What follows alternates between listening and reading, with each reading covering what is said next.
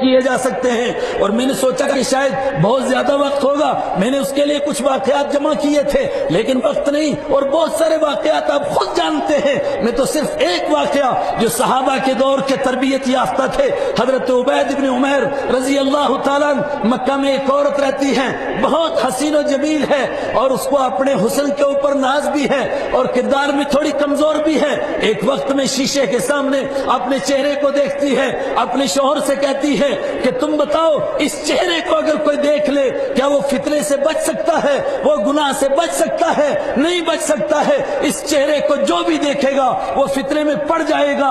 اس کے شوہر نے کہا یہ امت باز نہیں ہے، ایسے لوگ قیامت تک پیدا ہوں گے۔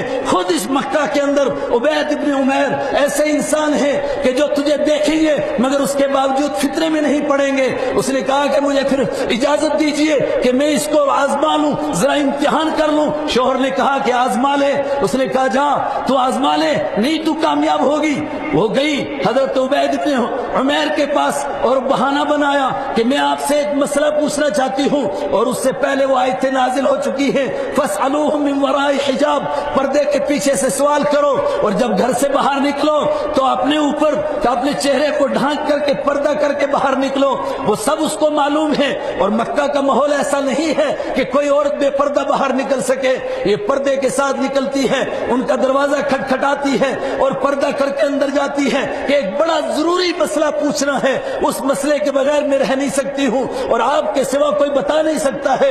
انہوں نے فرمایا کہ ٹھیک ہے مسئلہ پوچھنے کے لیے آ جاؤ، اور جب وہ مسئلہ پوچھنے کے لیے بیٹھتی ہے ادھر ادھر کی باتیں کرتی ہے، اپنے چہرے سے کپڑا ہٹاتی ہے، اور اس کے بعد ایک دم کہتی ہے مسئلہ تو بعد میں بتاؤں گی مگر میں کیا بتاؤں، میں آپ پر عاشق ہو چکی ہوں، اب میں باہر نہیں جا سکتی ہوں، آپ میرے لیے کچھ غور کیجئے۔ فرمایا میں تیرے بارے میں غور کروں گا، لیکن اس سے پہلے میرے چند سوالوں کا جواب دو۔ جب تیرے سامنے حضرت اسرائیل آئیں گے، موت کا منظر ہوگا، تیری جان نکلنے کے لیے اسرائیل سامنے آ جائیں، ملک الموت آ جائیں، اور تجھے معلوم ہو یہ ملک الموت ہے، اب میری جان نکلی جا رہی ہے، اب مجھے دنیا کو چھوڑنا ہے، ماں باپ کو، رشتہ داروں کو، سب کو چھوڑ کر اکیلے نکلنا ہے، اور گھر سے میری میت نکلنی ہے اور کوئی میرے ساتھ نہیں جانا ہے۔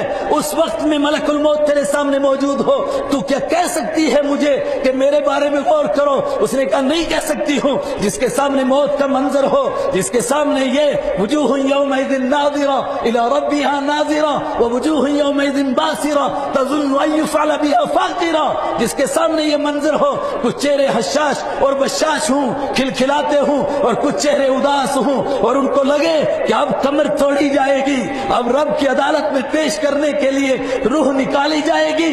وجاءت سکرۃ الموت بالحق ذلک ما کنت منہ تحید، ان سے کہا جائے کہ یہ موت کی بے ہوشی آ گئی، اس سے تو بھاگا کرتا تھا، اب بھاگ کر کے دکھا۔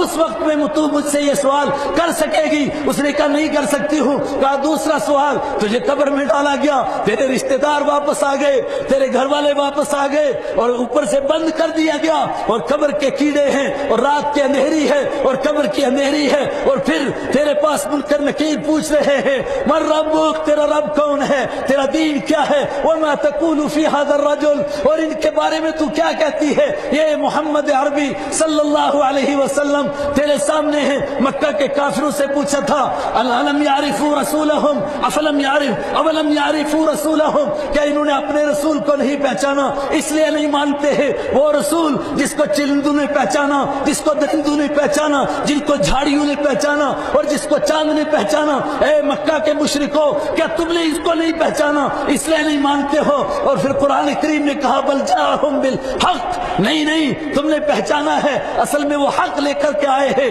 اور حق تمہارے حلق سے نیچے نہیں اترتا ہے۔ اس قبر کے منظر میں اگر تجھ سے یہ سوال ہو تو کیا تو مجھ سے کہے گی کہ میری ضرورت پوری کرو اور میرے ساتھ نعوذ باللہ گناہ کرو؟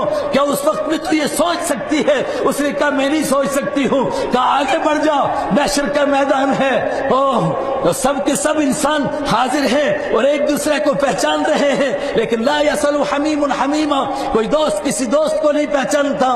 یومئذ ینفخ فی الصور، فلا انصاب بینہم، جب سور پھونکا گیا، عدالت میں حاضری ہوئی، اب رشتہ داری کچھ نہیں، کوئی کام نہیں آ رہا ہے، اور مجرم یہ چاہتا ہے کاش آج میری جان چھوٹ جائے، چاہے میری طرف سے سارے لوگ جہنم میں چلے جائے اور تجھے رب کے سامنے لے جایا جا رہا ہو، اس وقت میں تو یہ سوچ سکتی ہے۔ اس نے کہا نہیں سوچ سکتی ہوں۔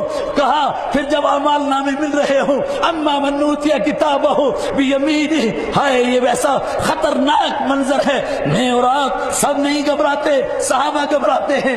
اللہ نے دنیا میں لاج رکھی، اس کے دین کی وجہ سے چہرے ہمارے محفوظ رہے، اور ہمارے چہروں پر نہیں لکھا گیا، اندر کے حالات باہر نہیں آئے۔ ہر آدمی جب اپنی کتاب زندگی پڑھتا ہے اور سوچتا ہے کہ قیامت کے دن مجھے میری کتاب زندگی ملے گی، اور کہا جائے گا اقرا کتابک کفا بنفسک اليوم علیک حسیبا، پڑھ یہ تیری کتاب ہے، آج تو اپنا حساب لینے کے لیے کافی ہے۔ اور آدمی دیکھے گا مالی ھذا الکتاب لا یغادر صغیرا ولا کبیرا، یہ کیسی کتاب ہے، نہ رات کی تنہائی کو چھوڑا، نہ دن کے اجالے کو چھوڑا، سب کچھ اس کے اندر موجود ہے۔ پھر کیا ہو گیا؟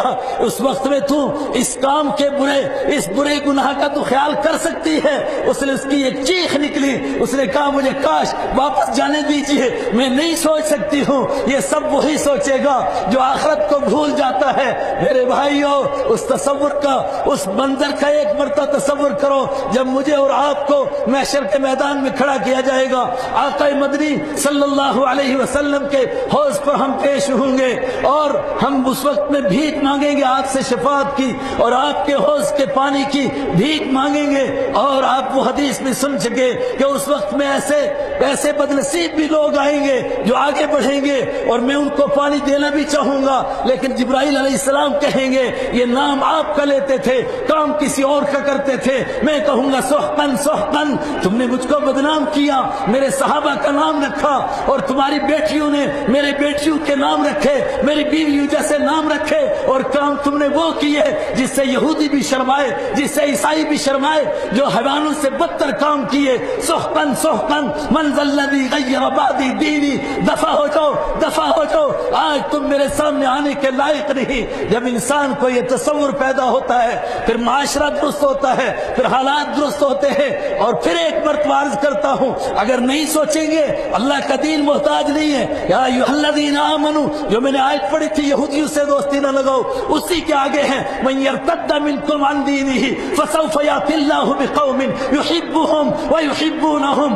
اور موجود ہے علماء کرام، یہ قیامت تک کے لیے ہے، یہ صرف اسی دور کے لیے نہیں۔ فرمایا اگر تم مرتد ہو جاؤ گے، عیسائیوں اور یہودیوں کی طرح زندگی اپنانے لگو گے، مجھے کوئی پرواہ نہیں، میں ان کو پیدا کروں گا جن سے میں محبت کرتا ہوں گا، جو مجھ سے محبت کرتے ہوں گے، لا یخافون لومۃ لائم، اور میرے دین کو اپناتے ہوئے ان کو شرم نہیں آئے گی۔ آج امت کو دین اپناتے ہوئے شرم کے سوا اور کیا مسئلہ ہے؟ صرف شرم آ رہی ہے۔ فرمایا بے شرموں، پھر ان کو پیدا کروں گا جن کو شرم نہیں آئے گی۔ مومن وہ ہوتے ہیں انما ولیکم اللہ ورسولہ والذین آمنوا، تمہارے دوست صرف اللہ ہے، تمہارا دوست اللہ کا نبی ہے، تمہارا دوست وہ ایمان والے ہیں جو نماز قائم کرتے ہیں، زکوٰۃ ادا کرتے ہیں، اپنے مالک کے حقوق کے آگے جھکے رہتے ہیں۔ اور کسی کے دماغ میں شیطان داخل کرے کہ پھر تو امت خطرے میں پڑ جائے گی، جواب دیا ومن یتول اللہ،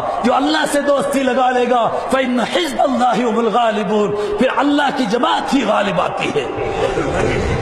کاش کہ ہم اس بات کو سمجھیں، اس نقطے کو سمجھیں، دین ہمارا محتاج نہیں، ہم دین کے محتاج ہیں۔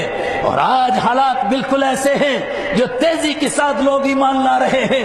ہمارے شروع کے مہمان مکرم نے کہا تھا جہاں یہ خوش آئند بات ہے، یہاں یہ خطرے والی گھنٹی بھی بج رہی ہے کہ کہاں یہ جو صدیوں سے نمازیں پڑھنے والے تھے اور جن کی پیشانیوں کے اوپر نشان تھے، کہیں ایسا تو نہیں ہے کہ ان کے لیے یستبدل قوما غیرکم ثم لا یکونوا امثالکم کا اعلان ہو گیا ہے کہ اگر تم میرے دین پر نہیں چلتے ہو، میں ان کو لاؤں گا جن کو سنتیں اپناتے ہوئے شرم نہیں آئے